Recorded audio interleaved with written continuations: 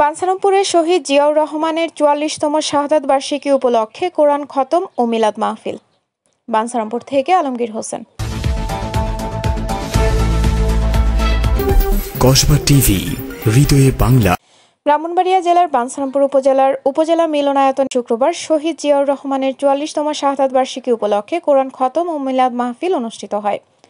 পৌর বিএনপির সাধারণ সম্পাদক সালেম মোসার সভাপতিত্বে ও বিএনপির ছাত্র বিষয়ক সহ সম্পাদক আবুল কালামের সঞ্চালনায় প্রধান অতিথি ছিলেন ব্রাহ্মণবাড়িয়া জেলা বিএনপির সহসভাপতি, কেন্দ্রীয় যুবদলের যুগ্ম সম্পাদক ও বাঞ্ছারামপুর উপজেলা বিএনপির সভাপতি কৃষিবিদ মেহেদী হাসান পলাশ। এ সময় আরও উপস্থিত ছিলেন উপজেলা বিএনপির সহসভাপতি অ্যাডভোকেট সাখাওয়াত হোসেন, জাহাঙ্গীর আলম, যুগ্ম সম্পাদক রোস্তম আলম, যুগ্ম সম্পাদক তাইবুর রহমান মাসুম আয়ুম, গোলাম মোস্তফা, অ্যাডভোকেট আব্দুল্লাহ আল মামুন, উপজেলা বিএনপির সাংগঠনিক সম্পাদক জ্যাট-এইচ সেলিম শুকরি, সাংগঠনিক সম্পাদক হারুনুর রশিদ আকাশ, পৌর যুবদলের সদস্য সচিব ফয়সাল বিন ইউসুফ শামী, যুগ্ম সম্পাদক হেলাল উদ্দিন, উপজেলা স্বেচ্ছাসেবক দলের আহ্বায়ক মাহবুব হাসান, কৃষক দলের যুগ্ম আহ্বায়ক ওয়াসিম উদ্দিন মেহেদী, সহ সাংগঠনিক সম্পাদক ফারুক আহমেদ, ছাত্রদলের সাবেক সভাপতি কাপিল মিয়া, ছাত্রদলের সাবেক সদস্য সচিব লিটন সরকার, ছাত্রদলের আশিকুর রহমান সহ প্রমুখ।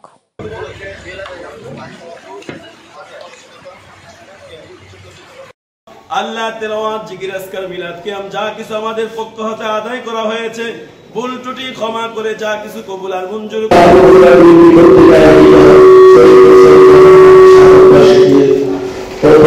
আলোচনা সভা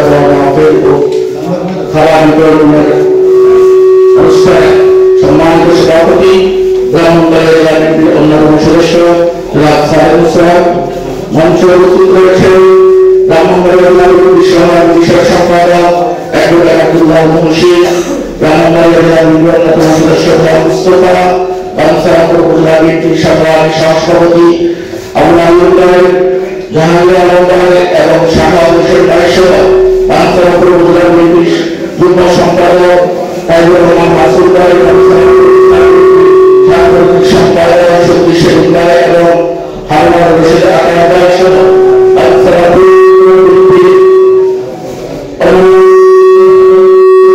উপজেলা চত্বরে শহীদ জিয়াউর রহমানের শাহাদাত বার্ষিকীর আলোচনা সভা ও কোরআন খতম অনুষ্ঠানের আয়োজন করা হয়েছে।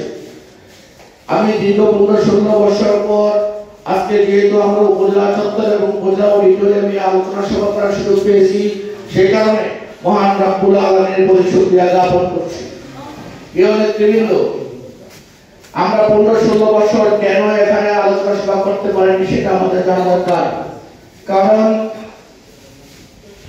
গত 15-16 বছর বাংলাদেশের জনগণের উপর জগদ্দল পাথরের মতো একটি অবৈধ বিনা ভোটের সরকার, ফ্যাসিস্ট রেজিম সরকার বাংলাদেশের জনগণের উপর বসেছিল। কসবা টিভির সংবাদের সাথে থাকার জন্য ধন্যবাদ জানাচ্ছি। পরবর্তী সংবাদ পেতে আমাদের চ্যানেলটি সাবস্ক্রাইব করে রাখুন।